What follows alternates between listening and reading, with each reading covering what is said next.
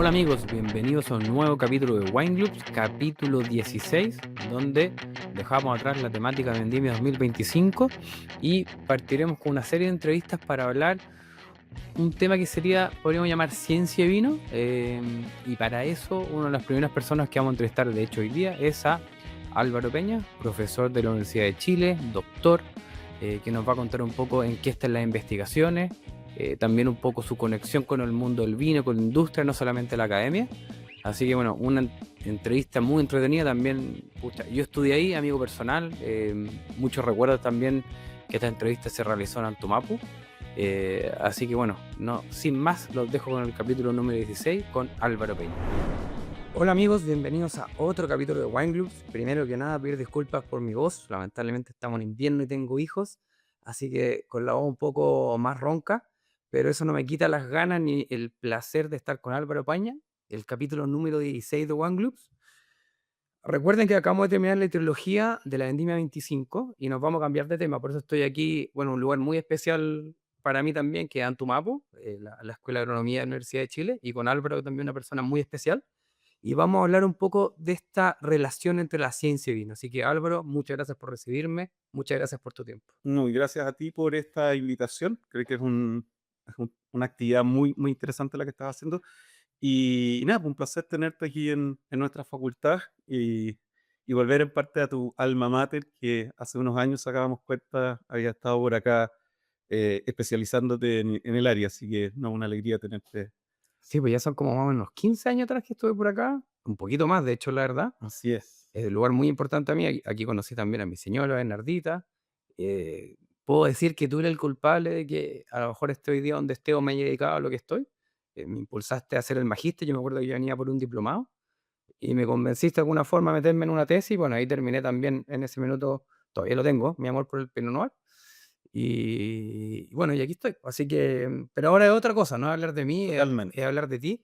Primero saber un poquito más de ti, bueno, naciste en Chile por lo que yo entiendo, Sí, soy viñamarino, nací el año 70 y bueno, viví toda mi vida entre Valparaíso y Viña del Mar, mis estudios allá.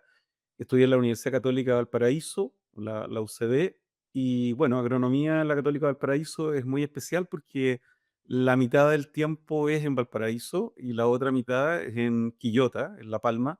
Así que había que viajar y era los primeros años muy entretenido porque con un curso grande muchas veces viajábamos en tren, así que todo el vagón del tren con los compañeros, cuando había tren en esos años. Y luego, bueno, viajando en autobús, pero una experiencia a la que tengo mucho cariño a la Escuela de Agronomía en la Católica del Paraíso. Oye, Álvaro, pero antes de irnos a la universidad, tu época más, no sé, pues, de niño, infancia, ¿tenía alguna conexión?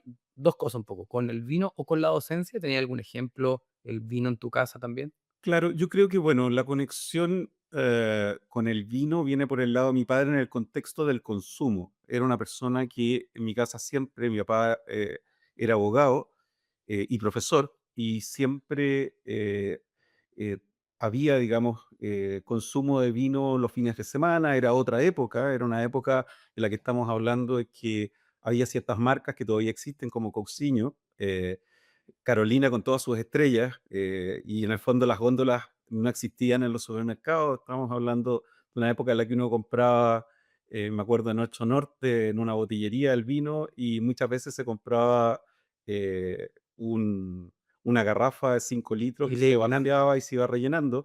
Entonces, claro, había una industria totalmente distinta. Y curiosamente mi padre siempre pequeño, a mi hermano y a mí, nos hacía sin beber el vino, olerlo, y a mí el tema sensorial siempre me llamó mucho la atención y darle la opinión.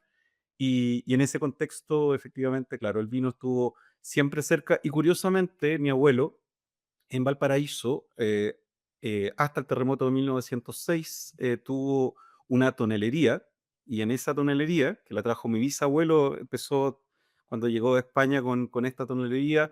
Era una tonelería muy curiosa porque se hacían toneles para la exportación de yodo. Chile exportaba en el siglo XIX yodo y también vino, y mandaban en esa época barricas, seguramente de Raumlí, a Probablemente. Argentina, Mendoza, por tren, porque había tren. Así que, bueno, y el tema docente, yo creo que, bueno, mi padre sin lugar a dudas, pero pero mi mamá es profesora, tiene ahora 97 años y yo creo que tanto mi hermano, que es profesor de Derecho en la Universidad Mayor, como yo, nos inculcó este cariño por la docencia. Así que ejemplos de docencia hubo siempre en la casa. Qué divertido, porque conversamos un poquito antes del micrófono y te decía, bueno, una de las cosas por qué hago esto es porque me entero de cosas que gente que conozco hace mucho tiempo. Sabía lo de tu mamá que había sido profesora, pero tu abuelo que había tenido una tonelería, ni idea, me acabo de enterar. Así es, de la avenida Francia con Brasil, donde hoy día está la Teletón en Valparaíso. Y claro, con el terremoto de 1906 hubo un gran incendio y entre otras cosas se quemó la fábrica, la rearmaron y ahí mis abuelos se fueron a Viña. Viña es una ciudad muy nueva y muchas familias se construyeron o se fueron a casas a Viña, que era un gran arenal, que lo único que tenía era el casino, el Castillo Wolf, algunas casas en el Cerro Castillo y el resto era un gran arenal. Contaba mi abuela y la verdad que la calle Valparaíso, que era prácticamente el centro de la ciudad, era donde se movía toda la actividad, donde estaban cerca de ahí estaban los colegios y cerca de ahí, digamos, es donde mis abuelos llegaron después de este terremoto, en que de hecho se les quemó la casa, así que, porque las cañerías de gas en esa época, que era como se estaba iluminando Valparaíso, que era una ciudad igual que San Francisco, muy avanzada, fue la que detonó en parte este gran incendio y no había forma de controlarlo. Así que fue una situación compleja para la ciudad ese terremoto. Oye, Álvaro, y después, antes de entrar a estudiar agronomía, ¿por qué decidiste por agronomía?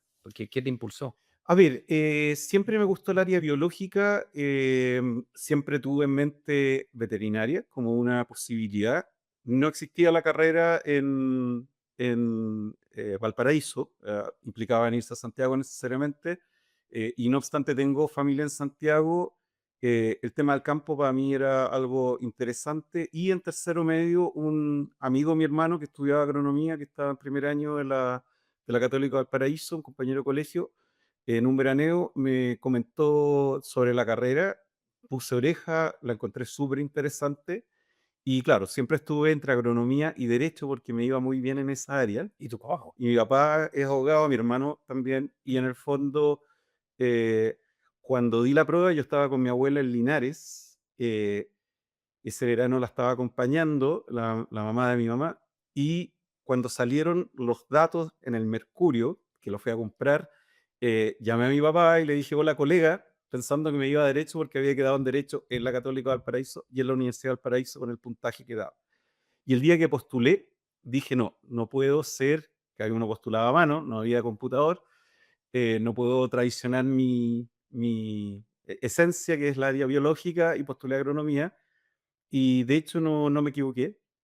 Creo que es una carrera maravillosa. Yo al menos de verdad que disfruté y disfruto muchas de las áreas en las que uno se puede desarrollar como ingeniero agrónomo y a partir de ahí, bueno, el camino que seguí hasta el día de hoy en docencia en una facultad de agronomía aquí en Santiago. ¿Y qué dijo tu papá cuando hiciste el cambio de estudiar leyes a... Se preocuparon mucho porque al punto que mi papá conocía al decano de la facultad y como yo por el puntaje quedaba dentro de los 10 primeros y era la misma universidad, le dio la posibilidad, le dijo a mi papá que hiciera el cambio interno de agronomía a derecho y mi madre muy sabiamente, yo volviendo un día miércoles, me acuerdo que era el día que íbamos a Quillota, la segunda semana me dice, tú hoy día, después de 2 semanas, te cambiarías de agronomía a derecho. Y le dije, la verdad, no, lo que he visto me ha gustado mucho, estaba recién partiendo.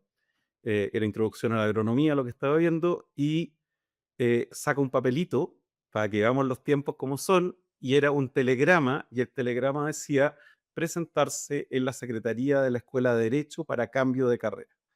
El papelito quedó guardado y nunca me fui a estudiar derecho y seguí con agronomía adelante. Qué bueno. Sí, creo que fue, a lo mejor se perdieron un buen abogado y un profesor de leyes, Pero son estas pero encrucijadas que hay que tomar sí, un camino. sin duda, pero al final, bueno, claro, muchas de las cosas asociadas al derecho estaban relacionadas con las conversaciones. Mi padre son personas muy mayores, mi mamá tiene 97, mi papá tendría más de 100 años hoy día y por lo tanto nació en 1923 mi papá, y mi mamá en 1928. y por lo tanto estamos hablando de personas que cuando yo nací ya tenían cerca de 50 años y las conversaciones eran conversaciones con personas adultas y el tema del derecho siempre estaba en la mesa, la economía asociada al derecho, que era lo que daba mi papá a clase, era un tema también que siempre estaba en la en la discusión, sobremesa. claro. Así que eso creo que también ayudó. Oye, y después, bueno, no sé en esa época, pero en agronomía en la Universidad de Valparaíso no había enología. No, en la Católica del Paraíso no había enología y yo de alguna manera, me enfoqué en dos áreas bastante distintas, pero que me gustaban mucho. Eh, Primero, bueno, mis especialidades fueron, porque había tres especialidades, es una universidad que creo que ha cambiado en ese contexto, pero en ese momento las especialidades eran fruticultura, hortalizas y flores y producción animal.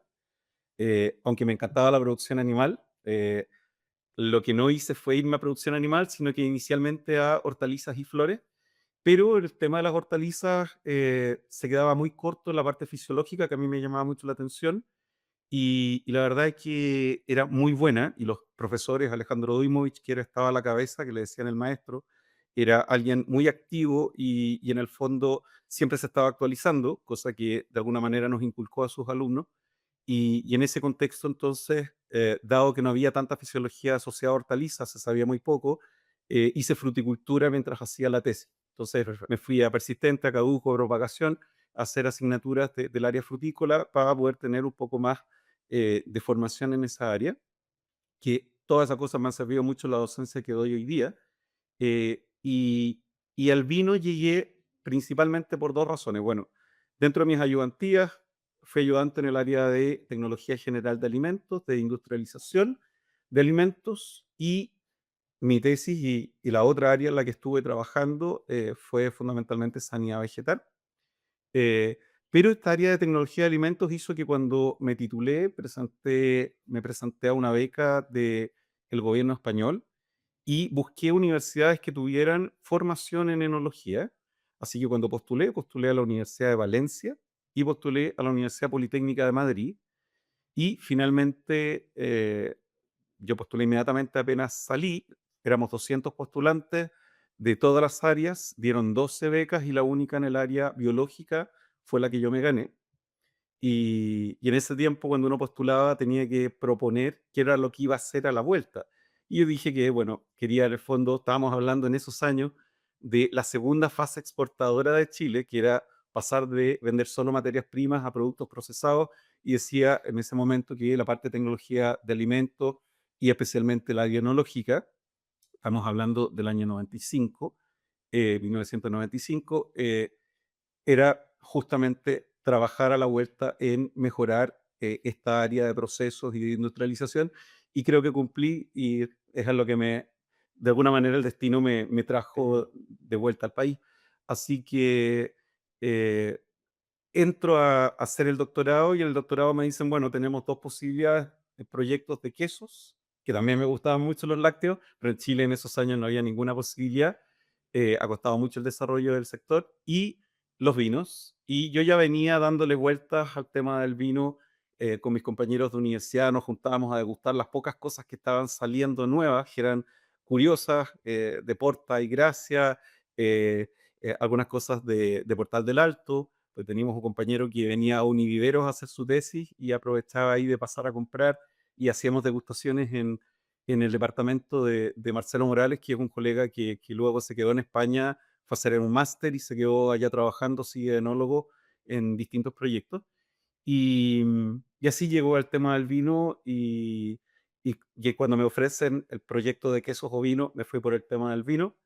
Y cuando me dijeron, ¿tú sabes lo que son los compuestos fenólicos? Le dije, sí, los antocianos, y me dijeron, bueno, vas a estudiar todo menos Menos antocianos. entusiasta. Y ahí supe que había un mundo de otros compuestos que están en el vino, están en las matrices de origen vegetal, y así parte este camino que en el fondo terminó la Politécnica de Madrid con los cursos del área enológica, pero tuve la suerte de que el proyecto era en el Consejo Superior de Investigaciones Científicas, que es como nuestra ANIT, pero con centros de investigación, con mucha plata y con equipos muy buenos de investigadores dentro de esos centros y con un equipamiento que en Chile No. prácticamente no existía.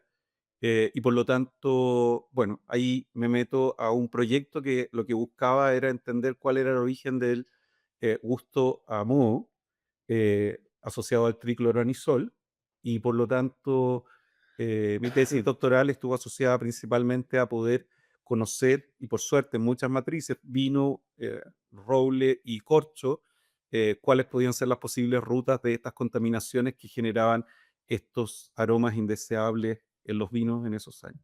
Así que me toca hacer muchas cosas, trabajé duro para doctorarme rápido y nada, obteniendo el doctorado ya volví a Chile. Perdón, y en España, mientras estás en el doctorado, ¿te tocó meterte algo en el mundo del vino? Además de estudiar, probar, algunos compañeros. Totalmente, porque lo bueno de los cursos del doctorado se hacían en conjunto con los del máster de la Politécnica Madrid, y por lo tanto todos los miércoles a la salida del curso de degustación teníamos una profesora joven muy, muy buena y muy activa en temas de degustar distintos vinos, Josefina Vila, que luego se fue a la Universidad de Valladolid de profe. Y Josefina, terminábamos esta etapa de aprendizaje en el laboratorio y hacíamos grupos, y en Madrid la cantidad de bares de vinos que hay, vinos por copas de distintos tipos, son enormes. Y claro, la cultura del vino aumenta porque yo en mi vida había probado vinos de Jerez, que son diversos, y claro, estos vinos oxidados con aromas tan particulares, exponerse a otros tipos de vino era muy interesante, poder hacer el reconocimiento entre La Rioja, Ribera del Duero, que recién estaba empezando a aparecer, temas asociados a algunas levaduras que marcaban a los vinos bastante, y que en el fondo era parte de lo que se estaba estudiando en esos años. Ya estaba partiendo, ¿no es cierto?, todo lo que eran inoculaciones con Saccharomyces de formas más masivas, conociendo denominaciones de origen distintos, o cavas, que también era una exposición diferente. Acá teníamos todavía un desarrollo de espumantes muy básico. En fin, fue una experiencia, y además hacíamos giras, así que fui conociendo regiones vitivinícolas nuevas y formas de trabajo diferentes. Qué buena experiencia. No, fue muy interesante. ¿Y después vuelves a Chile porque había que volver o estabas ya viendo algo? No, yo tenía 27 años en ese momento. Yo me fui muy chico a hacer el doctorado, Súper chico, pues, muy 27 años. chico. Me doctoré, me fui, y además que el doctorado trabajé muy rápido, terminé la tesis en 2 años y 3 meses, lo que era un récord, pero claro, trabajé, si los compañeros iban a las 5 de la tarde, yo me quedaba hasta las 9, 9:30 de la noche, a veces más tarde, trabajando. Había que hacer inyecciones en equipos que ahora tengo en el laboratorio, que son cromatógrafos de líquido, y no había inyección manual, así que ahora los tesistas tienen la suerte de que dejan la muestra y se van, Y se van. y el equipo inyecta, pero en esos años había que estar ahí inyectando. Y claro, apuré mucho el tema del doctorado, era una beca de 3 años por lo demás, y en 2 años y 3 meses ya estaba defendiendo la tesis, y quería dejar tiempo además para poder sacar publicaciones con la idea de un postdoctorado. Y en ese contexto me ofrecieron, efectivamente, tenía un contrato postdoctoral en la Universidad de Castilla-La Mancha para seguir haciendo un poco lo que estaba haciendo, y yo los 3 años nunca vine a Chile, en los 3 años y medio en realidad, que es lo que duraba porque no estaba en un tiempo anterior, así que fueron 3 años y medio, yo me quedé un poquito más, porque trabajé allá haciendo algunas cosas también, así que alcancé a estar casi 4 años en el laboratorio, y me vine a Chile después de estos casi 4 años. No había venido, y pasé a ver a un colega a la Universidad Católica. En ese momento el mundo estaba de director, y me ofreció la oportunidad de, se abrió una plaza, un espacio en la universidad, de quedarme en la Católica. eh, y bueno, preguntando si era seguro, en principio sí era seguro, así que renuncié a mi postdoctorado en Albacete, era una buena oportunidad de volver a Chile, una muy buena universidad, y por diversas razones la plaza no resultó, y yo en marzo, porque esto fue en noviembre, fui preguntando, preguntando, no había respuesta sobre este trabajo, no se abría nunca el espacio, y ya en enero postulé a 2 universidades, postulé a la Universidad de Chile, mandé por si acaso, porque no tenía ningún contacto, llamé, pregunté quién era el decano, que era Mario Silva, y mandé copia de mi currículum, que lo traía En impreso papel. desde España, con una carta manuscrita, así eran esos años, solo para darnos cuenta cómo han cambiado las cosas. Yo no tenía computador, y en Viña había un solo cibercafé en la calle Valparaíso, no había nada más. Así que los tiempos son otros. Y mandé esta carta a este decano, también mandé una carta a un concurso en la Universidad Austral y me gané el concurso de la Austral. Y en el intertanto me llamaron de la Universidad de Chile porque se había abierto una plaza y vine a la entrevista, era para partir en junio, les dije, estamos en marzo, estoy esperando respuesta de la Católica y estoy en la segunda etapa en la Austral. Me gané el concurso de la Austral y por cosas de la vida, bueno, llamo el viernes de esa semana, todavía lo recuerdo, al mundo, me dice, no, todavía no sabemos nada, le dije que me gané el de la Austral y el tema fue, bueno, qué bueno que te ganaste un concurso, felicitaciones, esto otro no ha salido, así que toma eso. Y bueno, la verdad que era un tema distinto, era más de tecnología de alimentos, cosa que igual manejaba. Y en la tarde de ese viernes ya me llaman de la Chile de nuevo y me dicen, Álvaro, vamos a adelantar la plaza. Efectivamente, me llama Eduardo Loyola, que era el director de departamento, y Eduardo me dice, eh, vamos a adelantar la plaza para abril. Así que, nada, el 6 de abril del año 99 partí mis actividades docentes y ya llevo 26 años acá en la Universidad de Chile. Oye, para poner en contexto, en esa época, en 99, enología, la Católica como especialidad, la Universidad de Chile y Y Concepción tenía una Concepción. especialidad más armada. Eran las únicas tres. Exacto, Talca, y hasta la fecha no tiene la especialidad, tiene cursos que los da Yerko y Felipe Lorí, Ujú. y en el caso de la Católica Valparaíso, ahora sí Ahora tiene sí una está. especialidad Sí. en que hay dos colegas, uno de ellos Alejandro, que ¿no? es exalumno, que es Alejandro Cáceres, que es exalumno de la Chile, y que hizo su doctorado con nosotros, el postdoctorado acá también, y lo contrató la Católica Valparaíso como profe de jornada completa. Entonces ahí llegaste a la Universidad de Chile y ¿qué fue lo primero? Porque eran dos, bueno, Universidad de Chile que antes no tenía ahí, no te conocía gente, llegaste de Nada, cero. nada, era muy curioso porque llegar de una universidad, bueno, venía a la Politécnica de Madrid, que es enorme, pero claro, yo iba solo a los cursos de la Politécnica, así que la dinámica de la Universidad Politécnica de Madrid no es algo que haya vivido. Claro, fue curioso llegar a una facultad que tiene todas las especialidades, que tiene especialistas en todas las áreas, y si en la Católica de Valparaíso frutales caduco era una persona, aquí había cinco. Cisuelos, que los daba, esa área la tenía una profesora part-time, que era Olivia Prado, acá había 11 profesores en el departamento de suelo. Entonces, la verdad que llegar a una facultad con una estructura en que mi departamento tenía 13 académicos, eh, era una cosa muy interesante desde el punto de vista de las interacciones que se podían hacer y eso va generando un crecimiento personal y también un crecimiento en el compartir con otros experiencias de distintos temas, como lo que pasa, por ejemplo, en la relación que partimos. Claudio Pastenes en esas fechas no se dedicaba a la vitivinicultura, Venía a otro lado, fisiología frutal, o sea, fisiología hortícola sí, principalmente, fotosíntesis en poroto, que era el área en la que trabajaba, y producto de un proyecto que presentamos inicialmente con Rodrigo Callejas y Claudio a otra área a Fundación Andes, que ya no existe ese tipo de proyectos. Nos pasamos a un Fondesit, yo ya tenía Fondesit, me acababa de ganar uno, Rodrigo no podía ser director, y ahí invitamos a Claudio, Claudio entra al proyecto y entra a la vitivinicultura, y por eso digo que son estas construcciones relaciones. y el aprendizaje en el fondo de todo lo que él sabe en el área fisiológica de general y de la fotosíntesis específicamente y del estrés, que es en lo que está, de todo tipo. Y claro, yo venía con un área fisiológica que era el metabolismo secundario, todo lo que era composición fenólica, y además, como siempre me interesó mucho, como comentaba en el pregrado, la fisiología, una cosa buena que tiene la Católica del Paraíso es que ya en esos años era muy exigente fisiología vegetal, estudiábamos con libros en inglés, que era raro para la época, que era el Tyson Sayer, eh, y que inclusive estando en España, los compañeros del área agronómica, los agrónomos de la Politécnica de Madrid, en esos años eran muy buenos ingenieros, pero eran muy malos agrónomos. Eran capaces de diseñar un puente o una bodega de vino, tienen una formación que nosotros no tenemos en Chile, pero en la parte biológica o fisiológica, la verdad es o agronómica propiamente tal, es un poco distinta la forma en que se enfocaban las carreras. Insisto, estoy hablando hace 25 años, no tengo idea hoy día cómo es. Y, y por lo tanto, claro, fue una experiencia interesante llegar a la facultad. y partir con docencia y, bueno, partir con investigación.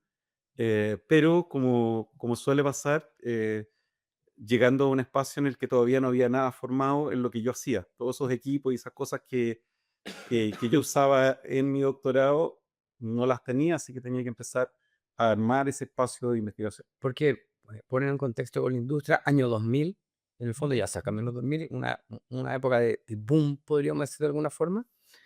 En Chile nadie está hablando de composición fenólica, me imagino. O había, Es bien curioso porque hay que pensar que ya se empieza a hablar de madurez fenólica en ese sí, momento. De hecho, es el quiebre de las cosechas. más tardía, Claro, cuando acá se hablaba que había que cosechar todo antes de Semana Santa porque venía abril, lluvia mil, que ahora no llueve en abril, pero había que tener todo cosechado pronto.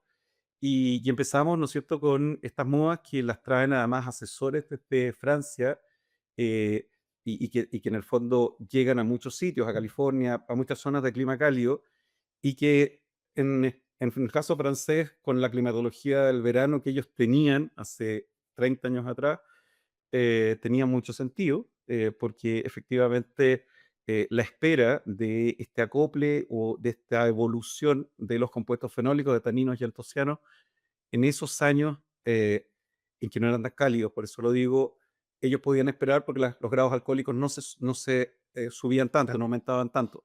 En nuestra realidad implicó, ¿no es cierto?, que esta espera de la madurez fenólica, sin entender muy bien qué lo que era, aprendiendo a degustar más las vale. semillas, los ollejos, con metodologías que también llegaban allá, de masticar 20 veces el ollejo y buscar esto o aquello, es algo que empezó a hacer ruido. Y yo me acuerdo que hicimos un curso, que fue el primer curso que hubo de composición fenólica en el Hotel Leonardo da Vinci, en Las Condes, y que fue un éxito. Llegaron un montón de enólogos jóvenes, eh, que venían muy interesados, que en el fondo no habían tenido una enseñanza profunda de todo lo que eran las familias de estos compuestos, dónde estaban y qué características tenían.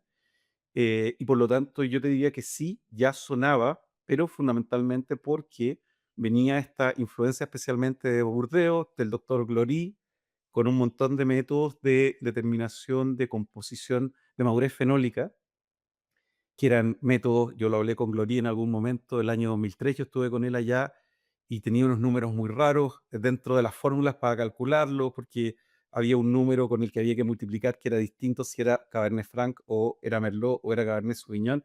Y la pregunta es, bueno, ¿por qué él? ¿Por qué anda? Y no tenía ni idea y al final lo que uno estaba viendo realmente con el método Glory era extractabilidad de compuestos. O sea, no estaba viendo evolución, no eran métodos que te permitieran ver si los taninos eran más o menos reactivos, es decir, por lo tanto generaban más o menos astringencia, y por lo tanto era todavía un periodo en que las técnicas analíticas que teníamos, y todavía, no es algo que haya cambiado tanto, pero no nos permitían entender a cabalidad lo que estaba pasando con estos compuestos. Además, era una época en la que todavía sabíamos que los taninos disminuían, pero pensábamos que se seguían sintetizando hasta el final del periodo de cosecha. Y luego con técnicas moleculares, con el tiempo, hemos sabido que efectivamente la expresión de las enzimas que sintetizan taninos prácticamente detienen su actividad en envero y que a partir de los mismos precursores se empiezan a sintetizar los antocianos.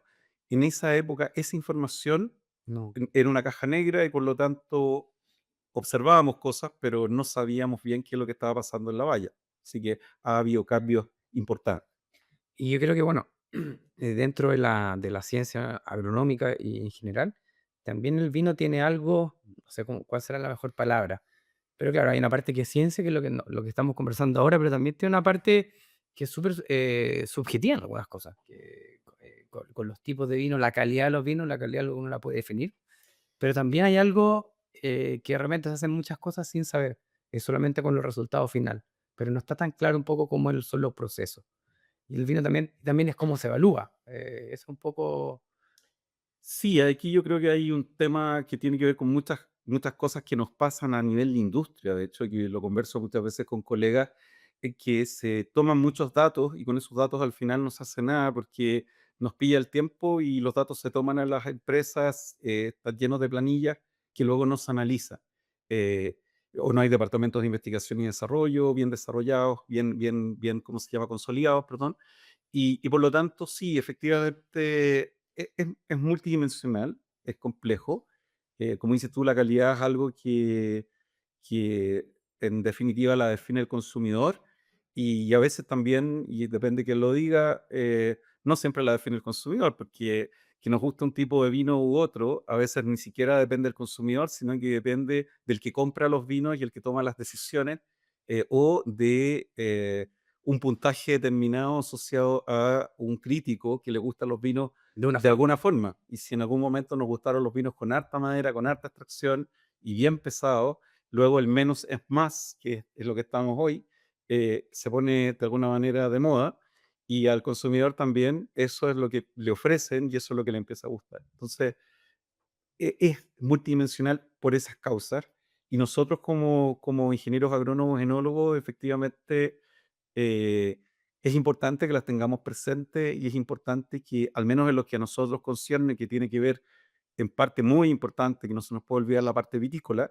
que es clave, pero también todo lo que son los trabajos de bodega, eh, son aspectos en los que tenemos mucho que decir.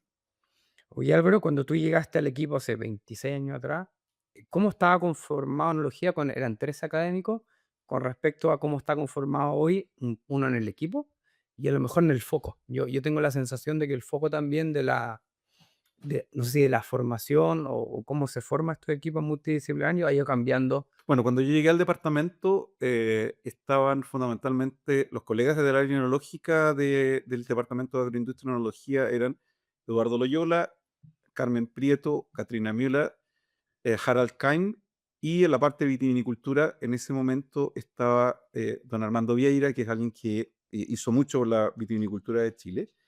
Y el área enológica, en el fondo, bueno, me integraba yo y la idea era efectivamente que los colegas más jóvenes, especialmente Katrina y Harald, se fueran a formar a Francia. Katrina se fue a Montpellier y bueno, el amor la dejó por allá, así que se quedó.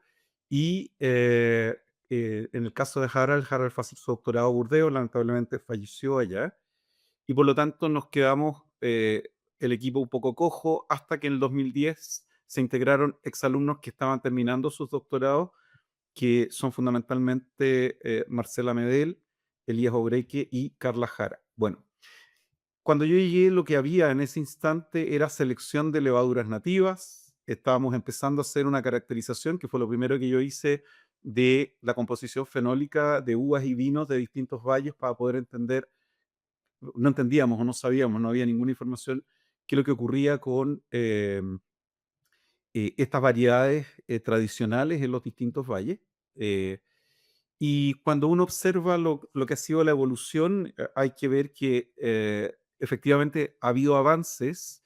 Nosotros en el año 2005 iniciamos también un proceso asociativo con la Universidad de Talca, la Universidad de Santa María y los consorcios tecnológicos. Estuvimos en un consorcio que se llamaba Tecnovit, en que ya en esa época se integra Claudio Pastenes. Claudio trabajaba en otra línea y producto de un proyecto previo se pone a trabajar en el área de fisiología de la vid, trabajaba en fisiología del estrés, pero con un modelo distinto que era Poroto, pasa, ¿no es cierto?, a vitivinicultura, reemplaza a don Armando Vieira en vitivinicultura y por lo tanto empezamos poco a poco a meternos más en temas de fisiología. Sabíamos poco que pasaba con manejos de riego, que era todo un tema que de hecho ha ido cambiando y evolucionando.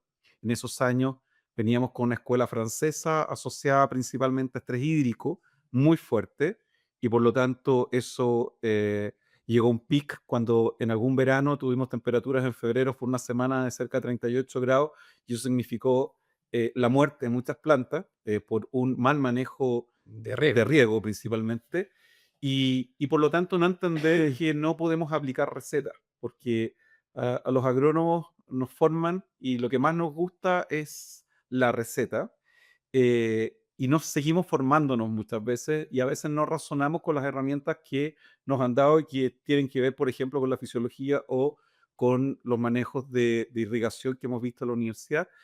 Y por lo tanto, cuando yo veo la evolución, por un lado, vitícola, de este estrés extremo a hoy día llegar a cosecha con las plantas verdes, en esos años llegábamos a cosecha con Sería las loco. plantas completamente Senescente. senescentes, totalmente senescentes, con sobremadurez. Y bueno, y todo esto venía más de la mano, y vuelvo a retomar el tema, en mi caso, de lo que eran los compuestos fenólicos, que ya el 2000 parte esta moda de la madurez fenólica, en que empezamos con estas cosechas más tardías, con mayor graduación alcohólica en nuestros vinos, a la espera de una madurez que nadie sabía bien cómo medirla. Analíticamente, lo que se estaba usando era una metodología que medía extractabilidad de compuestos como de alguna manera herramienta, ¿no es cierto?, para ver la evolución. eh, la formación sensorial asociada a este cambio era muy deficiente, es decir, todos pensábamos que a la semana siguiente seguro que iba a estar menos astringente ese tanino, pero probablemente enmascarado por el dulzor que quedaba, y en el Claro. fondo era eso lo que estábamos esperando. Y hoy día vemos, ¿no es cierto?, que se podía cosechar más temprano con una calidad enológica superior, conservando mejor la acidez, en fin, hay una serie, y los aromas, hay una serie de cosas que han ido cambiando, y por lo tanto ha habido toda una evolución de conocimiento muy fuerte respecto a el funcionamiento de la planta, por un lado, en que hoy día la entendemos mejor.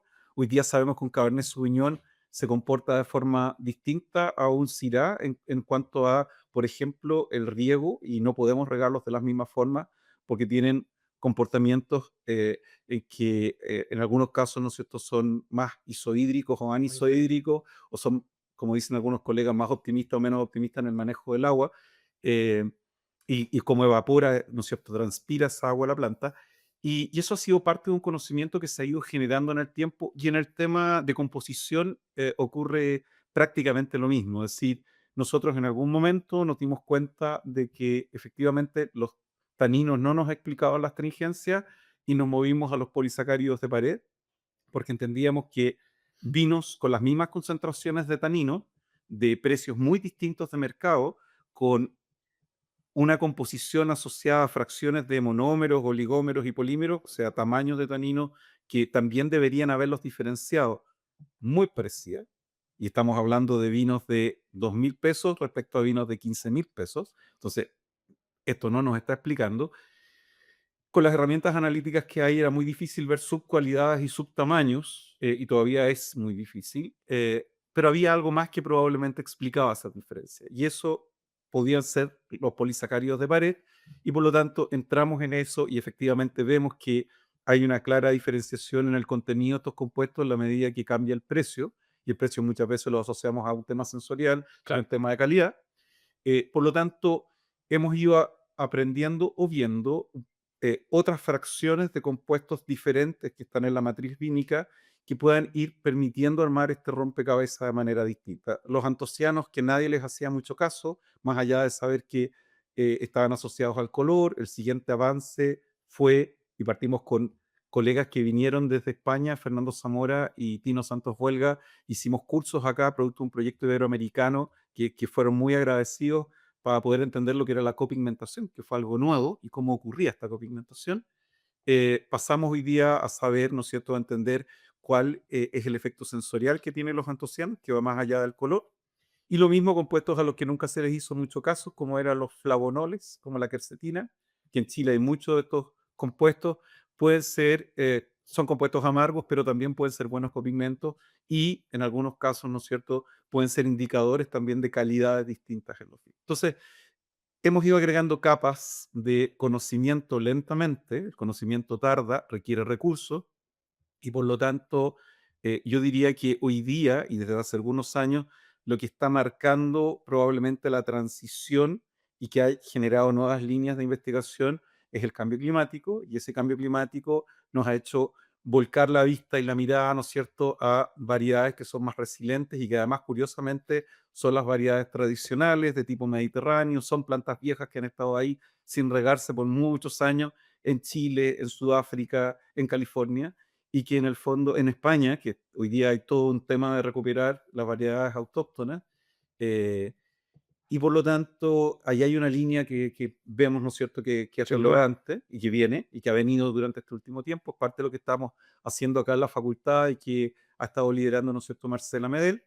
Y en este mismo contexto, también entender que lo que nos decían hace 25 años de que eh, las levaduras no Saccharomyces eran muy malas y que expropiaban al vino y por eso había que comprar la levadura seleccionada de un terroir francés. Claro. Hoy día nos dicen que no, que efectivamente las no Saccharomyces aportan complejidad, que liberan aromas, que tienen enzimas que no tienen las Saccharomyces, y uno ve que efectivamente el discurso cambió. Cambiamos el discurso en relación a la madurez fenólica y a las fechas de cosecha, en que hemos ido haciendo cambios también importantes. En estos años hemos entendido, por ejemplo, cómo ocurre la inducción floral en la mayoría de las especies frutales. Es brutal que en el fondo la mayoría de los que estudiamos agronomía hablamos de florígeno por muchos años, que era una cosa desconocida, ¿no es cierto?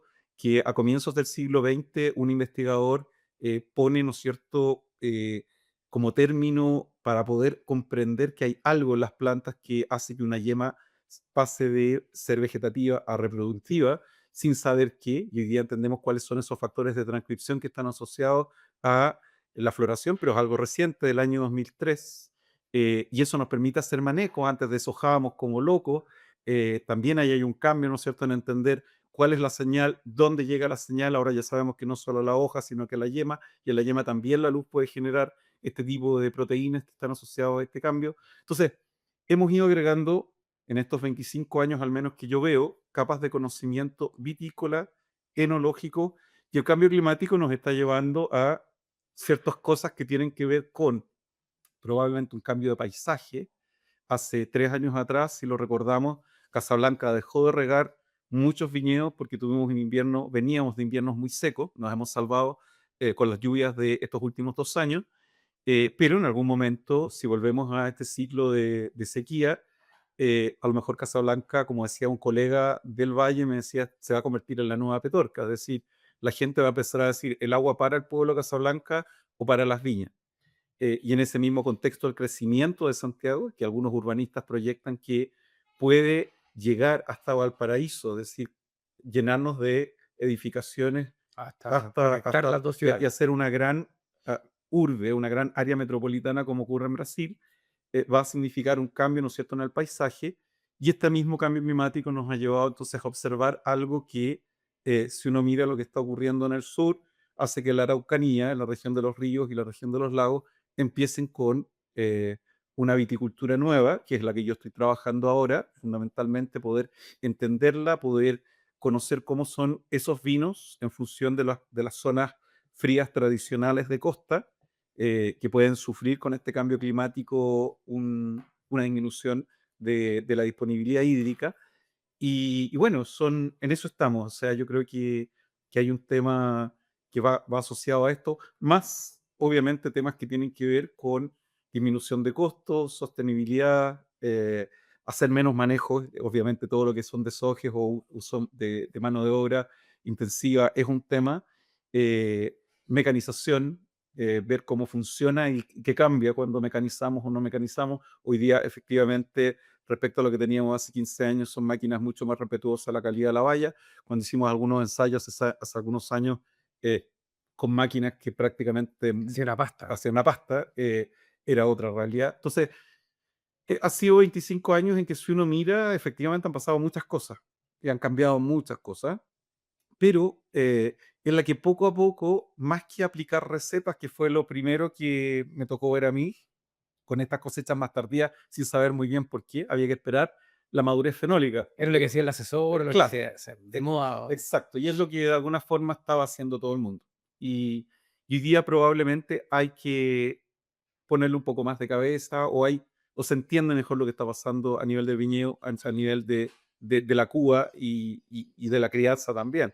Bueno, esos yo te diría que las cosas que hoy día uno ve que cambian y están cambiando en todos lados. Yo vengo llegando de Oxford, de un congreso que en el fondo se llama The Pinot Noir Project, y uno observa que la evolución vitícola del Reino Unido, una de las presentaciones fue muy espectacular, porque estos 15 años pasaron de un viñedo a un número, pero mayor a 400, pero en superficie 3.000 hectáreas, y un poquito menos lo que tiene Casablanca, y va creciendo. Vemos que empresas De de otros la países zona. estaban comprando también. De hecho, las empresas de la zona de Champaña, como Tattanger, están comprando viñedos, sus asesores están yendo a producir, tienen un precio promedio de botella de 40 libras en algunos casos y una cosa espectacular, digamos, los precios, y además con un mercado interno que le interesa probar lo que se está haciendo en el país. Pero, pero el punto es que, bueno, todo está cambiando, Europa también está moviéndose y obviamente este tema del consumo es un tema que nos preocupa a todos y hay que también meter cabeza para generar productos más amables cuando estamos hablando de productos cero o reducidos en alcohol, que yo creo que también es una etapa en la que nos falta mucha investigación, porque no Oye, son sensorialmente muy agradables. antes de irnos un poco como al tema del ser alcohol o el cambio en el consumo, que yo creo que también toca a la academia en cierta forma. Cuando partieron hace 26 años, con un poco había muchas cosas por receta, como tú decías, cuando partieron estudiando, caracterizando sobre todo, porque no hay información. ¿Cómo fue la interacción con la industria privada? Con la viña, oye, que necesitamos muestras para hacer esta caracterización, oye, ¿para qué estás haciendo esto? ¿De qué sirve? ¿Cómo era en ese minuto versus la relación o los lazos que tienen ahora? Yo creo que había un cambio bien importante en estos años, también es un tema de confianza y de conocerse y de tiempos. Si uno piensa, bueno, hay un discurso que es el clásico, ¿no es cierto? Los investigadores investigan la pirulín pirulasa que a nadie le importa y no responden nuestros problemas. Y nosotros de nuestro lado, de la academia, lo que decimos, bueno, ¿cuáles son los problemas? Y explícamelo para que yo efectivamente te dé respuesta a esos problemas. Y cuando uno llega a ese punto, la verdad que a veces son, es que quiero taninos más redondos, sí, yo también. Y cuando yo los consiga, me van a dar un premio Nobel de Enología. Porque defíneme tanino redondo y a qué te refieres. Es decir, también esta Hay un ida y tema del vuelta lenguaje, hay un tema... y de entender los tiempos, es decir, esto es casi como la varita mágica para tener los taninos redondos, no existe. Hay temas de polimerización que hemos ido entendiendo, el tema del oxígeno, en el que trabaja mucho Felipe en Talca, que nos ha ido dando respuestas respecto a qué pasa con esos procesos, ¿no es cierto?, de cambio. Pero, pero es un tema en el que yo recuerdo cuando partí, digamos, trabajando, las microvinificaciones eran súper denostadas. Es decir, si está haciendo algo en 100 litros, eso no vale nada porque no tiene... Bueno, pasamos a, y ahí vuelvo a tu pregunta, a hacer cosas en la industria en 10.000 litros. Y la gente con la que hemos trabajado en distintas bodegas siempre ha sido muy amable y ha dado los espacios para por ejemplo, esos ensayos que más industrial, por implican un decirlo. tema más industrial que es más creíble.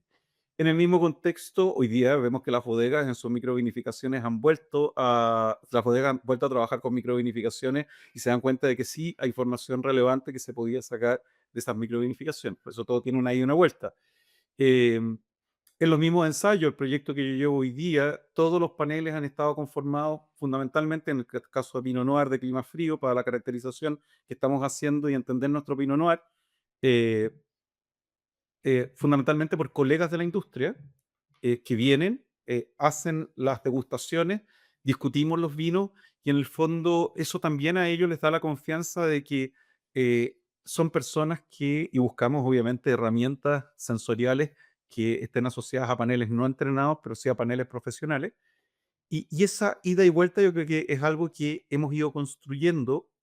Los consorcios tecnológicos tuvieron también esa función, es decir, el Estado y las viñas pusieron recursos y las universidades también, y por lo tanto eso también generó una forma de trabajo que parte del año 2006, el 2005 se ganan y se presentan estos proyectos, y por lo tanto esa fue una primera experiencia. A partir de ahí, no hemos generado nuevos espacios comunes de trabajo, más allá de lo que hoy día, ¿no es cierto?, hace el consorcio de I+D Wines of Chile, en el que están las universidades, pero no es un programa, podríamos decir, como fueron los consorcios con el nivel de financiamiento que tuvo en esos años, sobre todo parte del Estado. Em, pero se entiende que la investigación es algo relevante y vemos a empresas muy importantes a nivel mundial, como es el caso de Conchitoro, que es un ejemplo fantástico de cómo hoy día, nos contaba Álvaro González, ¿no es cierto?, en un summit hace unos meses, eh, tienen 11 doctores que están trabajando, o sea, los Full doctores time. full time, los doctores sirven para algo, no solo va a verse la fractura, y obviamente están dando respuesta a necesidades de su empresa, pero vemos que efectivamente la idea de tener información sistematizada que dé respuesta a problemas Problemas reales. reales que tenemos y a veces no tan reales. Es decir, tú a veces estás haciendo cosas que son ensayos de inteligencia artificial que pueden tener un fin más didáctico que real a la escala de una bodega, pero que son la base para algo que sí puede llegar a algo real en algún momento, y que en el fondo la inteligencia artificial sea la que utilicemos después de darle mucha información, la que nos ayuda a hacer las mezclas. Yo espero que no, porque me gustaría que Vamos a quedar sin la, trabajo. la nariz de los enólogos y de los futuros enólogos que vamos a formar sigan ahí, ¿no es cierto? Así que sea una herramienta para otras cosas, pero no para eso. Pero es lo que se viene al final. Y es una industria que siempre miramos a Australia con envidia. Y miramos a Australia con envidia porque fueron capaces, ¿no es cierto?, de generar una estructura de I+D muy potente Y estatal. y estatal con un aporte de la industria muy comprometida en I+D. Eh, Me acuerdo cuando trajimos a Saki Pretorius, Isaac Pretorius, que en el fondo vino a contarnos cómo era esta experiencia australiana en uno de los congresos latinoamericanos que nos tocó organizar en Chile como Asociación Nacional de Ingenieros Agrónomos Enólogos, que ya por ahí les recordaré que tenemos otro este año. Y claro, ese modelo que obviamente es mucho más sofisticado de lo que nosotros fuimos capaces de formar en Chile, mucho más robusto, con una mentalidad anglosajona muy distinta. A mí me tocó y he tenido solo una vez la oportunidad de estar en las conferencias tecnológicas que ellos tienen, y en esas conferencias va toda la industria. En la tarde hay workshops específicos de taninos o de aromas, y sacaba los cupos rapidísimo, hay que pagarlo, o sea, no es que sean gratis. eh, y vemos que efectivamente están hablando de ciencia aplicada, pero a veces ciencia dura, y la gente está prestando atención para, en estas conferencias, pasar por un proceso de actualización, pasar por un proceso de encontrarse con otros en el café o en el almuerzo, y por lo tanto darse el tiempo. Y yo siento que, a diferencia de lo que le pasa a nuestros hermanos argentinos, que cuando uno los visita, nosotros con nuestros estudiantes vamos todos los años una semana a visitar bodegas y viñedos a Mendoza, desde hace 20 años, que lo organizan en gran medida los estudiantes, eh, pero vemos que la dinámica es distinta, se da en el tiempo. Acá Corriendo el la tiempo. estructura de nuestras empresas hace que de verdad los colegas estén muy sobre la marcha tratando de ir haciendo y apagando los incendios del día a día, inclusive cuando no estamos en vendimia. Y eso creo que en la práctica también genera menos tiempo para pensar qué es lo que queremos, qué queremos responder, cuáles son las necesidades de hoy, que necesitamos que la investigación nos ayude a resolver. Y obviamente, y vuelvo al punto también del aporte del Estado, probablemente eh, nosotros todos los proyectos que desarrollamos en la universidad son con fondos públicos de Fondesit, de Corfo, de Fondef. eh, y en ese contexto, cada vez que hemos solicitado ayuda teniendo un financiamiento asegurado para investigación que cada vez es más cara, porque además todos los insumos se importan para la analítica que nosotros hacemos, la industria siempre ha estado muy dispuesta a facilitar muestras, a tener la generosidad y el tiempo de venir a formar un panel para poder aprender juntos y discutir juntos. Y creo que eso también es algo que se ha ido construyendo en el tiempo. Así que hoy día hay una visión Ha distinta. cambiado. Ahí, volviendo a la Australia, puedo estar equivocado, pero si no mal recuerdo, el tema estructural, perdón, era que, no sé, si la industria va a aportar $1, el Estado pone tantos dólares. Lo Hay un mismo, compromiso es también. uno a uno, ¿Es uno a es uno? uno a uno, sí. Que eso yo lo encuentro brutal. En el fondo, bueno, la industria privada, salvo Conchetori y un par de excepciones, y también obviamente el Estado, lo que se invierte en I+D es muy baja, en ese sentido. Entonces ese compromiso va a ayudar a creando estos lazos entre el mundo privado.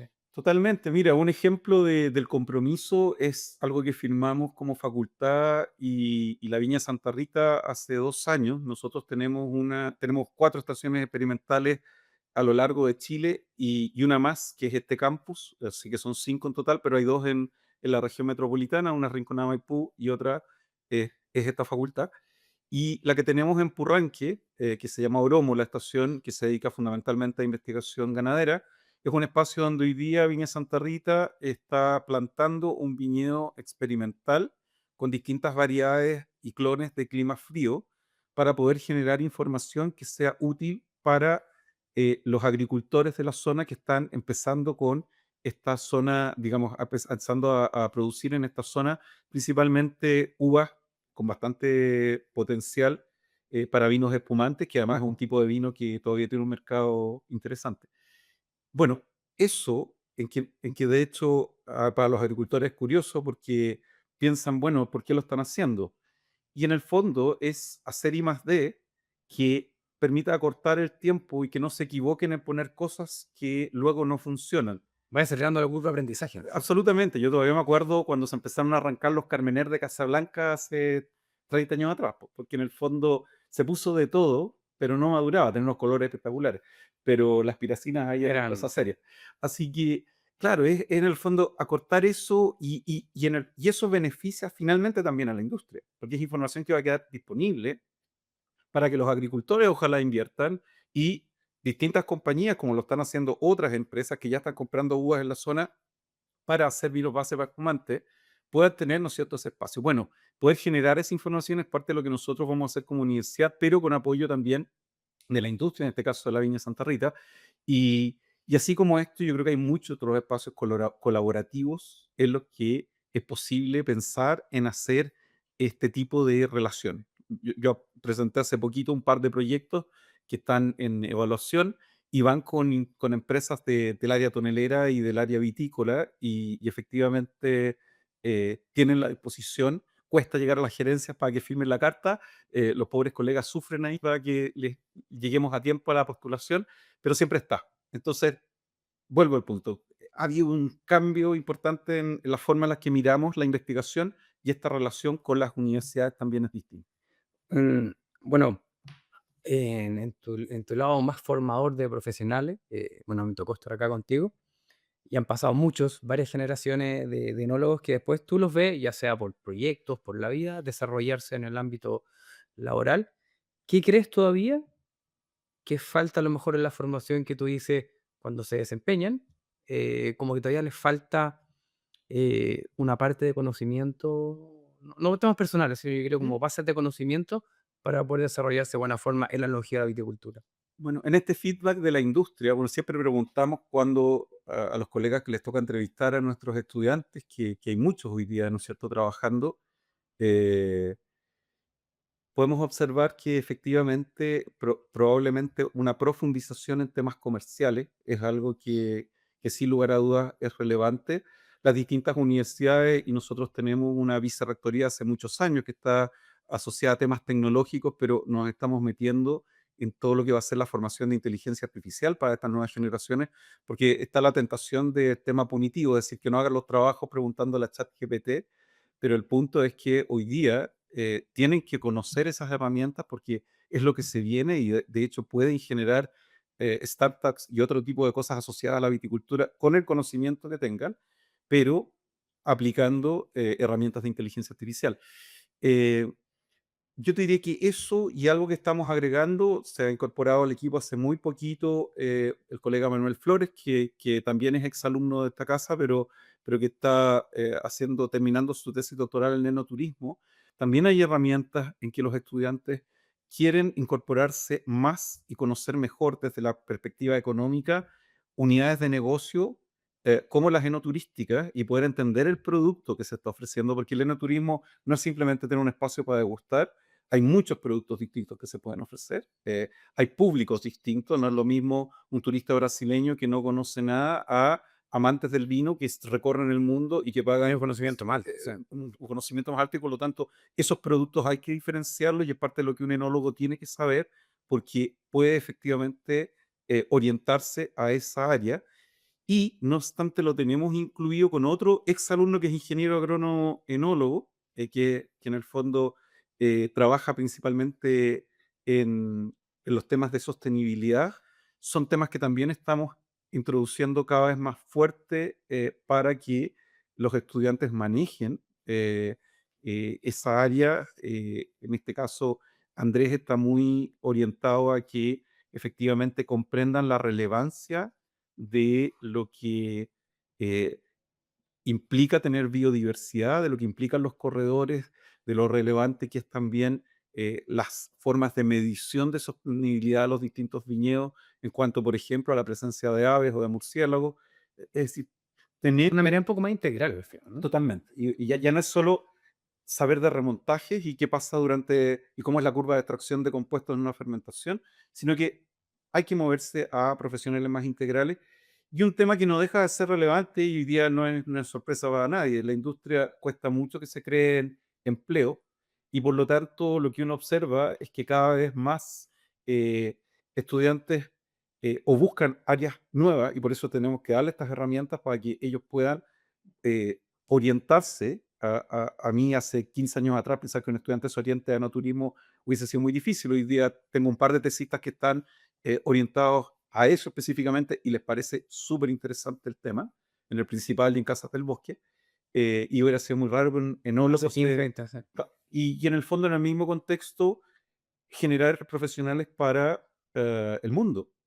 Porque hoy día la globalización que tenemos varios estudiantes que están trabajando en México, por ejemplo, que no tiene una formación enológica eh, establecida de manera, digamos, potente, y por lo tanto hay que pensar que a lo mejor ya no vas a estar acá, sino que vas a estar en Perú, o vas a estar en México, o vas a estar en Brasil, como ya hay grandes próceres, ¿no es cierto?, que han hecho espumantes en Brasil, de otras generaciones, por supuesto, pero son generaciones de jóvenes que hoy día van a tener que empezar a ver el mundo de una manera más abierta y eso implica tener esas herramientas. Sí, yo creo, por ejemplo, los enólogos que salían en los 2000, no sé, hasta el 2010, podríamos decir, muchos salían y encontraban trabajo relativamente fácil. Hoy día un enólogo no se están creando nuevos puestos de trabajo. Para que salga, al revés, de hecho, probablemente hay menos puestos de trabajo, los enólogos están teniendo más bodega o los enólogos han tenido que reinventar. Y a mí, por ejemplo, en la industria me encantaría ver, no tengo nada en contra de los ingenieros comerciales, pero me encantaría ver más enólogos en la parte de venta de las viñas. Yo creo que sería un plus a nuestra industria, sobre todo cuando estamos hablando de valor.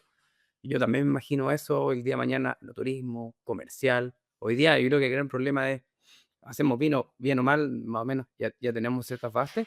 El problema que tenemos es posicionarnos, vendernos. Sí, no, totalmente de acuerdo. Y claro, cuando preguntaba hace unos días quién es el cuerpo de venta de una viña importante, preguntaba a uno de los gerentes, me decía son la mayoría ingenieros comerciales y con mucha rotación. Bueno, es la realidad de la generación que se aburren rápido, pero creo que en parte también esa rotación está asociada a que un ingeniero comercial, y no tengo nada contra ellos, pero no conocen el producto con la profundidad que la puede conocer la cadena de valor completa, es decir, poder explicar el terroir, poder explicar dentro de esa cadena de valor lo que ocurre teniendo una producción por hectárea respecto a otra, o un sistema de conducción respecto a otro, y a partir de ahí lo que implica la elaboración y en el fondo la parte final de esta cadena de valor asociada a la crianza, que en el fondo modifica el producto y explicar ese producto con propiedad. Sin lugar a dudas que nuestras enólogas y enólogos de las distintas universidades están mucho más capacitadas y podrían, con herramientas que den lo que efectivamente los ingenieros comerciales tienen, asociadas, ¿no es cierto?, a ventas y marketing y mercado y finanzas, poder complementar con algunas de esas herramientas para que se puedan desempeñar en estos puestos. Oye, Álvaro, aquí voy a mezclar un poco lo que estamos hablando, que es como la academia, el mundo privado. No todos saben, pero tú eres parte de Garage. Ujú. Que bueno, eso, yo ya estuve con Derek, los conocemos hace bastante tiempo. ¿Cómo ha sido esto desde la academia, estar metido, entre comillas, no en primera línea, pero obviamente tú estás con ellos, te gustan harto, estás a punto, te he visto varias veces, con Garage como productor? ¿Cómo ha sido esta dualidad? No sé si una dualidad o esta interacción o esta forma de verlo un poco más de dentro de la industria también. Sí, con Garage Wine nosotros estamos, fue un proyecto de 5 amigos, luego quedamos tres. Eh, Partimos el año 2000, hace ya ha sido una experiencia larga y la verdad es que es una experiencia en la que yo siempre me planteé como pues soy funcionario público ante todo y por lo tanto mis tiempos están asociados principalmente a mi actividad académica, pero me toca colaborar muchas veces, ¿no es cierto?, en todo lo que tiene que ver con la degustación del proceso, de ver cómo está resultando el vino y obviamente el trabajo que hacemos con Pilar y con Derek en las mezclas es un trabajo que cada año, ¿no es cierto?, nos permite ir viendo y manteniendo una cierta consistencia de las distintas líneas de vino que estamos trabajando. Dicho eso, para mí ha sido tremendamente enriquecedor, porque en el fondo es el contacto que yo tengo con el vino y con distintos vinos, y también con los viñedos, entender desde cosas que se producen, ¿no es cierto?, en sistemas más tradicionales en Maipo, que es donde compramos la fruta, a zonas tradicionales de secano en el sur, y poder ver esas realidades y poder ver cómo está cada temporada, también es un aprendizaje que yo puedo aplicar en mi docencia. Y eso es muy importante, porque en el fondo me da el cable a tierra en la parte práctica de lo que yo les estoy contando en vinificación a los estudiantes y de cómo vienen las temporadas.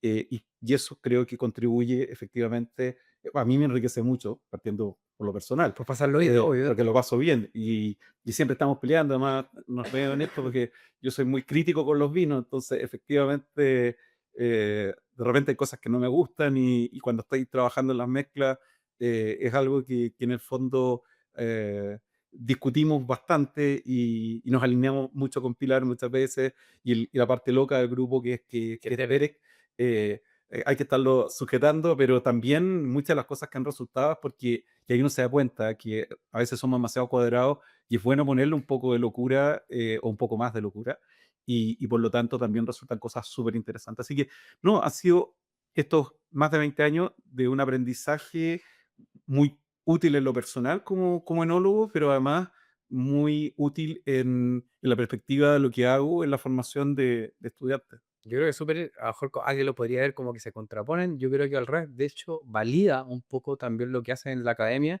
el también llevarlo a la práctica. Yo creo que eso también, que unir esas dos puntas no es fácil. Sí, porque en el fondo cuando hablaba de la pirulín pirulasa, mira, te voy a contar una Sí. cosa así que me tocó ahora. Mandé un trabajo a publicar y tuve una crítica de un revisor y la crítica es un trabajo en que estamos caracterizando como parte de tu tesis, ¿no es cierto? Clones y selecciones masales. Y la crítica fue ¿por qué no se hizo una caracterización genética de los clones? Entonces tú te preguntas, claramente la persona que te está criticando eso no tiene idea de lo que es un clon. Claro. No tiene idea que es una selección que de alguna forma ya hizo un organismo que hizo el trabajo genético previo y por lo tanto esa persona, que es un investigador, no tiene ninguna conexión, aunque trabaja en el vino, no tiene ninguna conexión con la viticultura, ni con el mundo real, ni con lo que está pasando.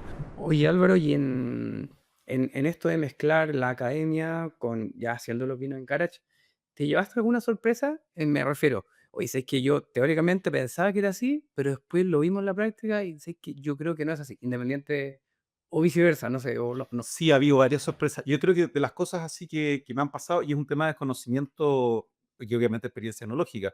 Yo recuerdo cuando Derek propuso partir con Cariñán como variedad.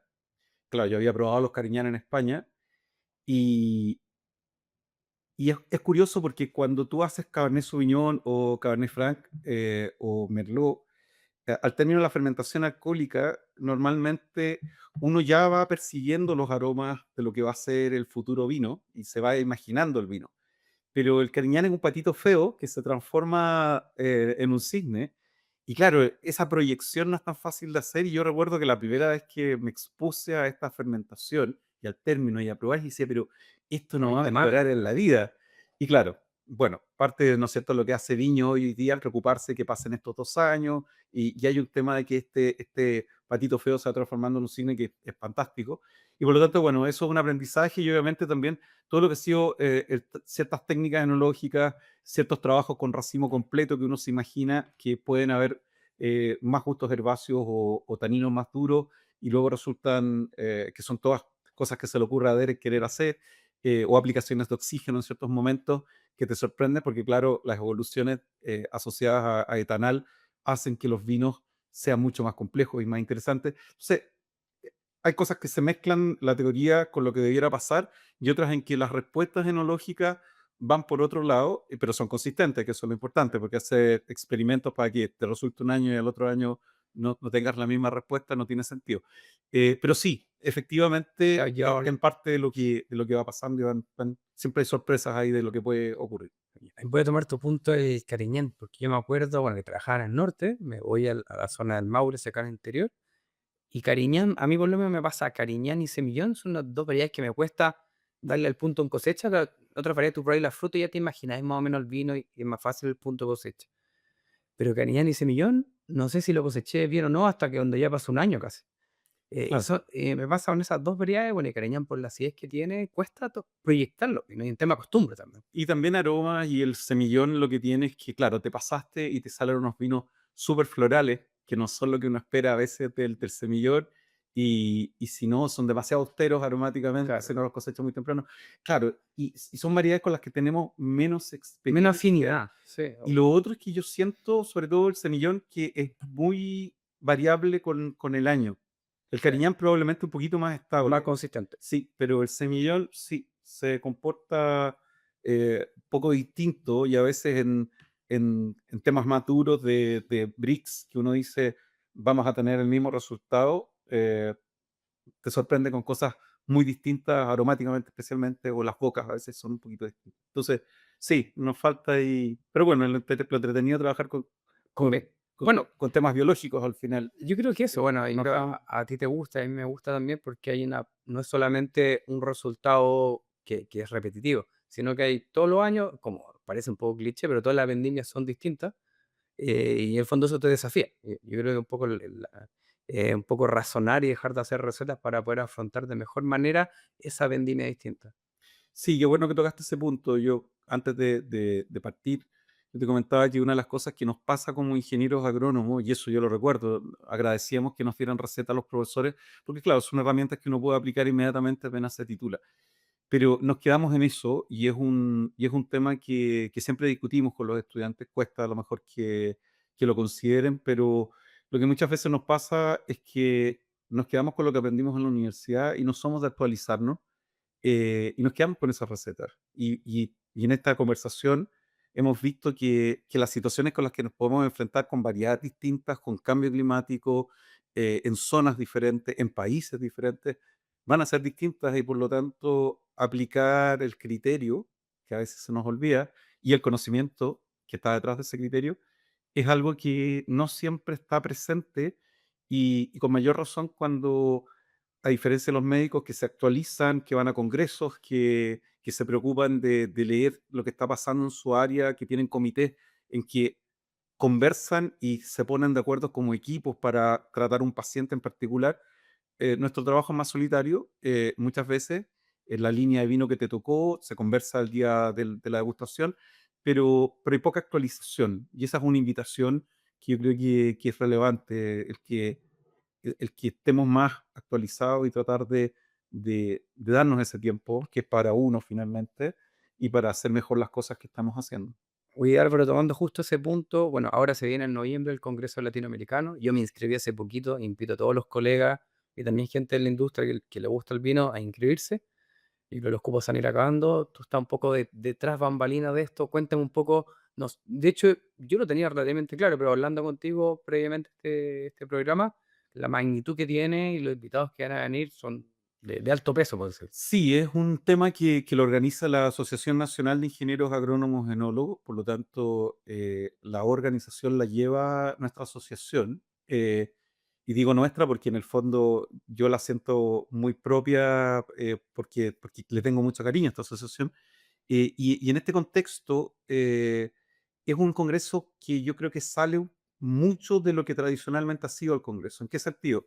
Por primera vez en un congreso científico que se pone los pantalones largos con un comité científico, con representantes de todas las universidades e instituciones como el INEA, por ejemplo, que tienen un representante en el comité científico para la selección de trabajo. Recibimos 218 trabajos para presentaciones orales o postes. Y en este contexto también había una preocupación de buscar charlas de key speakers que sean interesantes en el área vitícola, con el profesor Keller, en temas enológicos que eh, aborden temas prácticos desde el punto de vista de la ciencia, como lo que va a hacer Federico Casasa, que viene de Estados Unidos, que ha trabajado mucho en la zona de California en investigación en Gallipoli, eh, en temas de oxígeno, con el mejor grupo que trabaja en todo lo que es el tema de oxígeno en el mundo, en tema de vinos, y que nos van a venir a contar la experiencia de 4 años de un proyecto en todo lo que es el manejo del oxígeno con María del Álamo y Ignacio Nevarez. Y así, para no aburrir, en el fondo hay distintos colegas, Mango Parker de Australia, que han trabajado mucho, ¿no es cierto?, en Adelaida en el tema de smoke chain, el humo en los vinos, que es un tema que también a nosotros nos apremia, y personas como Joaquín Hidalgo el día final, ¿no es cierto?, en una sesión que va a ser un conversatorio, que no voy a adelantar más nombres porque va a ser un conversatorio muy entretenido, eh, en que podamos conocer mejor qué pasa con el mercado, la visión de nuestros vinos latinoamericanos. Y claro, hay cupos limitados, y por lo tanto la invitación es a buscar en la página web del Congreso Latinoamericano de Vitivinicultura y Enología y poder hacer la inscripción. Las inscripciones se llaman el 30 de septiembre, así que queda tiempo, pero en el momento que se acaban los cupos, porque no tenemos ni más sillas ni más espacio para poder ampliar eso. Y por lo tanto, bueno, es un trabajo arduo de un equipo grande que está detrás, sobre todo de la asociación. Hay varios colegas ahí que están, ayer escuchamos a Elba Ormazábal ahí que está viendo el tema de los buses para las visitas técnicas, Toda la logística la detrás, po. logística, otros colegas, Víctor Jara, viendo temas de todo lo que van a ser logísticas de alimentos. Mariana Gil, que ha estado en todo, 100%, y obviamente Manuela Stauroaga y Camila Gómez como presidenta y secretaria de la asociación, y así muchos más. Se me van a quedar afuera probablemente Eugenio Lira, Antonio Bunster, en fin. Hay un equipo, ¿no es cierto?, de Manuel Flores, que no se me olvide, hay un equipo ahí grande de colegas que están trabajando, Hans Garro también, que está viendo todo lo que son temas más bien científicos de logística. O sea, va a ser una actividad que va a ser en el Hotel Plaza San Francisco, en el centro de Santiago, eh, y, y esperamos tener, ya en Mendoza se está moviendo mucho, en Uruguay Sí, va también. a estar lleno, ¿no? Ya no Yo tengo la impresión que sí, y por eso le digo que se inscriban pronto, porque los brasileños ya nos pasó en el congreso anterior. A mí me tocó estar como cabeza del congreso anterior que se hizo en Chile el 2011, y hubo que decirle que no a gente que venía de Brasil, porque los brasileños cuando vienen, vienen en manada, y la verdad que eh, cuando se llenen los cubos, se van a llenar y no vamos a tener posibilidad, ¿no es cierto?, de abrirlos porque el espacio en la sala es finito. Así que eso va a tener, todo bueno, invitado. está la parrilla hecha, está la selección también ya de los trabajos que van a ir a oral, y se ha buscado, obviamente todo esto fue algo que seleccionó el comité científico de estos colegas de todas las universidades y en línea que participan, ¿no es cierto?, en este comité. eh, y los temas son todos de ciencia aplicada, y creo que eso es muy relevante. Y volviendo entonces a lo que decíamos hace un rato atrás de las conferencias técnicas en Australia, que uno ve que falta espacio, están llenas, y la verdad que la gente tiene mucho interés por ir a actualizarse. Creo que son de esas instancias en las que es bueno darnos un espacio del martes 4 de noviembre al día 7, eh, bloquear esos días y ver el programa y tratar de estar, porque es bueno respirar, Sí, bajar un poco. sentarse, bajar, juntarse con otros colegas que uno ve poco y ver en qué estamos, qué está pasando con la investigación. Hay trabajos no solo de los países latinoamericanos, hay Sí, a trabajos nivel de mundial. Estados Unidos, hay de Australia, hay trabajos de Italia, de Francia, de España. Nos quedamos muy sorprendidos que llegaran trabajos de países europeos o extra latinoamericanos, especialmente Estados Unidos, Australia, Nueva Zelanda y los países de Europa.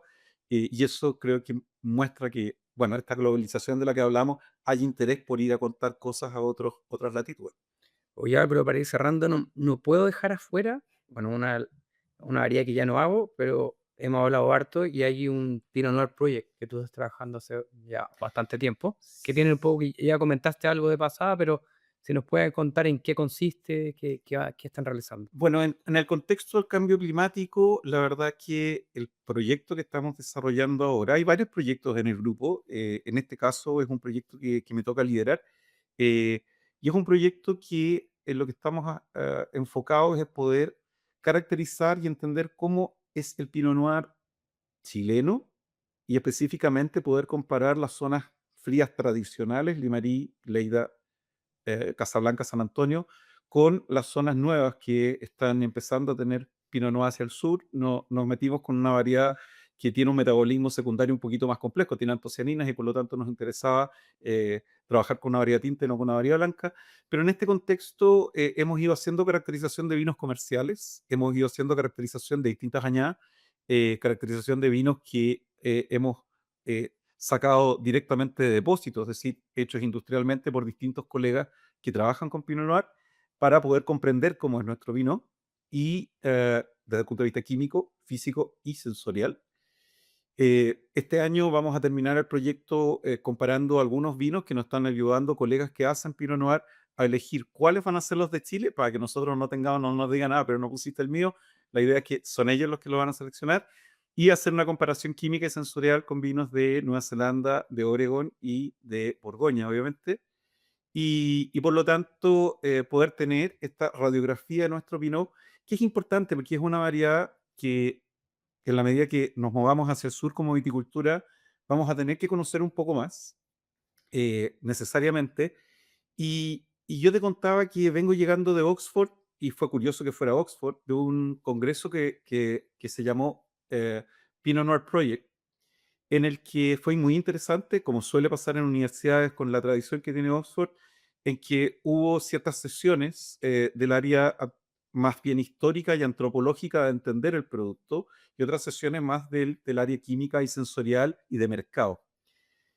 Y una de las cosas que a mí me llamó la atención, a mí me correspondió dar una presentación de lo que estamos haciendo en el proyecto, se seleccionó el trabajo que enviamos, pero fue muy curioso porque en el imaginario de la gente que está en el Pinot Noir, que trajeron críticos de la Borgoña, que son ingleses, y de Estados Unidos, hubo una sesión muy interesante en ese sentido, el Pinot Noir chileno no está en el radar de nadie que trabaja con Pinot Noir. De hecho, nombraron a Argentina y nombraron a Japón, que está partiendo con la producción de Pinot Noir, y se quedaron muy sorprendidos de esto, de estas regiones de Pinot Noir costeras frías, con fotos que llevaba para que entendieran de qué estamos hablando, y estas zonas hacia el sur y que nos estamos moviendo 700 kilómetros y un poquito más.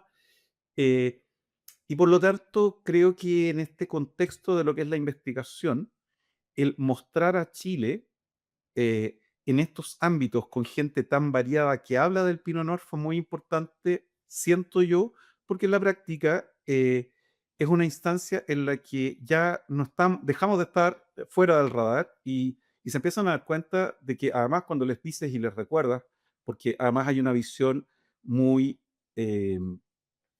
eurocéntrica y americanocéntrica del tema, en que, claro, solamente Oregon, Nueva Zelanda y Borgoña están dentro de este contexto Pinot Noir.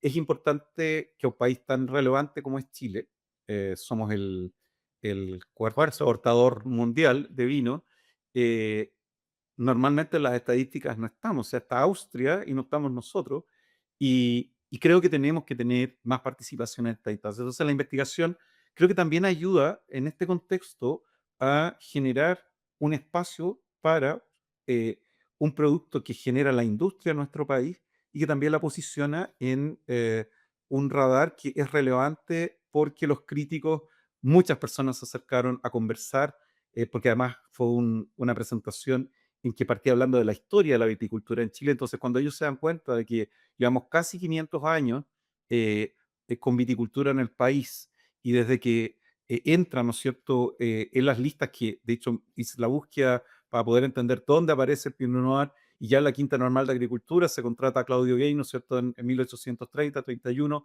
se empieza a generar este gran vivero para generar material para los agricultores de Chile y ya dentro de ese material, ¿no es cierto?, está el Pinot Negro.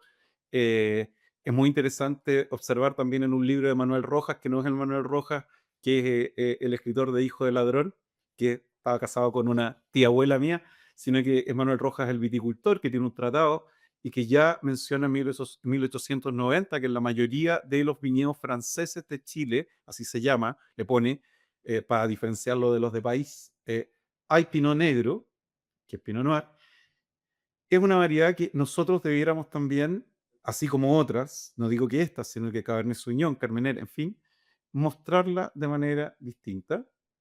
Y por lo tanto, dado que tiene este aura, y una de las cosas que hablaban los antropólogos y los historiadores, ¿por qué ella tiene este aura y no tiene esta aura Cabernet Sauvignon, que es una variedad tan potente? ¿Qué pasa? Y fue muy interesante, yo creo que fue muy enriquecedor ver esas visiones de por qué Pinot. eh, no da el tiempo, pero creo que son formas Vamos a buscar un capítulo de Pinot Noir muy después. interesante. Y bueno, tu tesis fue de Pinot Noir. Tú te recorriste el país desde Limarí hacia el sur, buscando distintos Pinot para poder hacer una caracterización de vinos clonales y vinos masales. Y por lo tanto es un tema que a nosotros, en mi caso en particular, producto del cambio climático, me impulsó a presentar este proyecto Fondesis, que por suerte tuvo financiamiento y que efectivamente siento, por lo que converso con los colegas de la industria, a la industria también le interesa. Hay espacios colaborativos entre enólogos que están haciendo Pinot Noir, que quieren de alguna manera profundizar más sobre la elaboración. Es muy desafiante la elaboración del Pinot. eh, y bueno, trabajar de una forma más clara. Y es entretenido porque, mira, en estas catas, y con esto termino, que hemos tenido con los colegas de la industria, en una discusión surgió, bueno, ¿qué es lo que es el Pinot chileno? Y una colega decía, no, a mí me gustan los Pinot florales y debiera ser, no, frutales, perdón, y debieran ser fruta. Y otro colega dijo, no, a mí ese tipo de Pinot me carga, a mí me gustan más complejos, con más notas a sotobosque, y nosotros lo que hemos ido observando en las caracterizaciones que han hecho ellos mismos, sensorialmente, es que son tan diversos, que efectivamente es imposible hacer esa caracterización de qué es el Pinot Noir chileno. Y por lo tanto, bueno, eso es cosa de ir a la Borgoña nomás para darnos cuenta de que efectivamente también hay una gran diversidad sensorial. Y eso es parte del trabajo que hacemos desde la academia, en este caso de forma muy colaborativa con la industria, con los colegas de las bodegas que hacen Pilot. Y por lo tanto, eh, es un paso, ¿no es cierto?, para un eslabón más de conocimiento de nuestra viticultura, que si no hacemos nosotros estos estudios, no Nadie los va a lo- hacer nada. Entonces, por ahí va la cosa. Oye, muchas gracias Álvaro. Para ir cerrando unas preguntas que son, se la hago un poco a la gente que entrevista más coloquiales, por decirlo. Pero siempre a los enólogos les pregunto, a lo mejor el contorno más grande de una vendimia, pero quiero cambiar la pregunta hacia ti. De las cosas que tú enseñabas hace 25 años y que enseñas ahora, ya sea por algún error o porque cambió la literatura, ¿qué cosas tú decís, oye, hace 25 años decía esto y hoy día sería impensado decirlo? Varias cosas. Bueno, lo comentaba hace un rato atrás. Al comienzo nosotros siempre hablábamos de esta disminución de los taninos, eh, de los cambios, de que los vinos más caros tenían taninos de mayor grado de polimerización. Y luego cuando, pues, no eran marcas, pero Sí, cuando sí. vimos dos cosas muy distintas y muy Y en orden de emblemáticas, agregar, perfil. nos dimos cuenta de que efectivamente eso no era verdad. Con los datos duros ahí, analizando muchos vinos además. eh, Temas que tienen que ver con la parte de campo también de la fisiología de la inducción, que tú la explicabas de una forma y no tenías idea realmente lo que estaba pasando, y después nos dimos cuenta que era algo totalmente distinto. Son varias las cosas de ese tipo. Pero eso es como lo que más te acuerdas, ¿eh? Y eso es lo que más me acuerdo. Sí. Y claro, es como chuta. Y les digo a los chicos ahora, yo esto lo contaba de esta forma. Y lo mismo, mira, cosas como, por ejemplo, al comienzo, todos sabemos, ¿no es cierto?, que la valla tiene xilema y floema, y que en el fondo una de las cosas que tú puedes manejar con el riego es el tamaño de la valla. Y la parte de expansión de la valla ocurre de la pinta en adelante, se llena de agua. Entonces, cuando uno les decía a los estudiantes, bueno, donde yo más manejo el tamaño de la valla es cuando viene el llenado de la valla, no cuando se están dividiendo las células. Y eso lo explicábamos hasta que estudios, ¿no es cierto?, realizados en Australia empezaron a mostrar que efectivamente el tamaño de la valla lo afectaba más en la primera La etapa verdad, y no en la etapa de llenado. Bueno, esas son las cosas que, por lógica, y yo todavía le pregunto a los estudiantes, ¿dónde creen ustedes que se ganó. ocurre? Y efectivamente la lógica te dice que en la llenada en el Sí. llenado de agua. Por eso, los ejemplos podrían ser muchos, esos son los que me acuerdo, pero Pero me quedé con el de los taninos. hemos recordado, sí, yo creo que hemos cambiado muchas cosas en 25 años. ¿Y qué zona del mundo te gustaría ir a trabajar? O en tu caso, que lo voy a también cambiar, o estudiar a lo mejor, o realizar alguna pasantía. A ver, de las zonas que me gustaría, probablemente más pensando en una pasantía, es conocer algunas regiones de Italia, que yo dentro de los congresos hace poquito estuve en Bolzano, que está de Verona hacia la montaña, ¿no es cierto? Al otro lado está Suiza, está Austria, perdón, y Suiza también. Y me sorprendió mucho el paisaje y la viticultura que tienen. Lo encontré algo interesante como para ir a profundizar conocimiento. Y yo creo que, aunque va a sonar muy clásico, Borgoña es un espacio que el año pasado visité con más calma, lo había visitado hace 30 años, cuando era estudiante de doctorado, y estuve más tiempo el año pasado, y también me pareció que todo el trabajo que se ha hecho en relación a terroir y viñedo y vino es algo en lo que me gustaría profundizar. Y a lo mejor una pasantía para entender mejor estos climats y todas las cosas que están haciendo allí es un espacio de conocimiento que me gustaría a lo mejor en algún momento experimentar. Es una pregunta doble, pero ¿cómo por un lado ves al proyecto Garage que tú eres parte en Ujú. 10 años más? ¿Y cómo te ves a ti de forma personal en 10 años más? ¿Cómo me veo en 10 años más? Yo voy a cumplir 55 años este año. Eh, En 10 años más voy a estar en mi edad de jubilación. Jubilación. Y lo que suele pasar en la academia es que uno extiende un poquito, no sé si han escuchado toda la polémica que a los 70 ya quieren jubilar a todos los profesores y ahí, ¿no es cierto?, hay distintos factores que han dicho que sería un error. Pero va a depender mucho de cómo evolucione fundamentalmente el tema asociado a mi investigación. Yo creo que eso, la docencia muchas veces va evolucionando, pero de forma más lenta a lo que son los procesos que tienen que ver con la investigación y en lo que esté. Ahora, no tengo en la mente dedicarme o jubilarme viejo, es decir, creo que y más allá de los 65, 67, es algo que a lo mejor en estos momentos veo no me gustaría hacer. ¿Cómo me veo? A lo mejor teniendo más tiempo en Garage, cosa que hoy día no le puedo dedicar. Es alguna de las cosas que a lo mejor puede ser muy interesante y me gustaría hacer. Y curiosamente, bueno, de las otras cosas que me gusta mucho y una de las partes de un curso que se llama Terroir y Paisaje Vitivinícolas doy, que es la parte paisaje.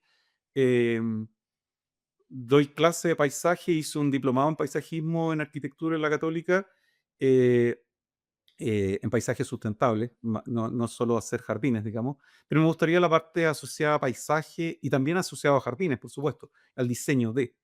Y también es un espacio en el fondo en el que me veo trabajando. Ahora, de momento, una de las cosas que es un desafío, que no sé si tenga tiempo, me gustaría aprender más de inteligencia artificial. Creo que si quiero entender el mundo de los próximos 10 años, es algo en lo que tengo que entrar Mm. y me interesa entrar, lo encuentro fascinante para poder crear cosas nuevas. O sea, no lo quiero aprender para preguntarle a ChatGPT, sino que lo que quiero es entender para poder crear o generar herramientas que den respuesta o soluciones a problemas. Y inclusive, y va a sonar curioso, me he visto también, y lo he pensado en algún momento, el poder buscar algún espacio de educación pública en escuelas en la que eh, pueda aportar, tal vez desde el punto de vista de la biología, dando clases en educación básica o en educación media, en escuelas públicas o liceos, porque no somos conscientes, yo creo que todos hemos escuchado el problema que tiene la educación pública, la educación en general, es decir, nuestros estudiantes egresados de la universidad tienen un nivel de comprensión lectora equivalente a la de un egresado de enseñanza media de un país como Suecia. O sea, estamos hablando con un universitario que sale de una universidad tradicional, en promedio, entiende lo mismo que el egresado de la educación secundaria de Suecia, y en el fondo eso es algo que cambia las sociedades. Nosotros a nivel universitario cambiamos las sociedades, sí, efectivamente, pero por todo lo que, de alguna manera, es el cariño que veo en mi madre, especialmente en lo que fue su pasada por la educación de adultos y de niños, para que aprendieran a leer. Eh, Siento que es un espacio en el que uno también puede aportar, más si ha sido profesor universitario. Y tenemos 26.000 profesores menos de aquí al año 2030, vamos a tener una carencia de profesores muy grande. Eh, y eso es algo que pone en riesgo a nuestra sociedad. Y siento que ahí también tenemos un compromiso y por lo tanto es algo que también me planteo. A lo mejor esa jubilación a los 65 puede ir eh, de la mano de colaborar con mi tiempo en la educación pública a ese nivel básico y medio. Así que falta tiempo para eso, pueden pasar muchas Queda cosas, todavía. pero bueno, ahí están Oye, las Álvaro, ideas. te agradezco por tu tiempo, te agradezco muy buena la conversa, feliz de estar acá, me enteré de cosas que no tenía idea, así que no, pues, muchas gracias por tu tiempo y feliz de haber conversado contigo. Bueno, yo te agradezco a ti. Es curioso, no he participado en este tipo de actividades, de entrevistas. Y sí, son muchos años, la verdad, que nos conocemos. Uno no termina de conocer a las personas porque los tiempos no nos dan. En esos años íbamos a talleres de cata que Sí, hacíamos en el departamento de abuelita, me acuerdo. Y efectivamente pasaron muchas cosas. La familia que tienes ahora tiene que ver con eso. Y no, siempre es un placer. A alguien que quiero tanto como a ti, es un gran amigo. Así que te agradezco a ti el tiempo y que en el fondo nos hayamos podido dar este espacio. muchas gracias. Gracias. Bueno amigos, espero que hayan disfrutado, yo disfruté muchísimo, además de poder ir a Antumapu, de estar con Álvaro, hablar un poco, la verdad que este podcast, como lo dije, lo hago obviamente por difundir el mundo del vino, también por ver amigos que uno no ve por mucho tiempo y uno va descubriendo cosas. Muy interesante lo de las últimas investigaciones, también lo del Congreso Latinoamericano. Si les gusta lo que estamos haciendo y van a venir más capítulos de Ciencia Vino con otros invitados, Instagram Winegloop, canal de YouTube también Winegloop, mi correo cristian@winegloop.com. Si quieren dejar alguna sugerencia, inquietudes, si les gustan los capítulos que estamos haciendo, compartan, denos las 5 estrellas si les gusta y hasta un próximo capítulo de Winegloop.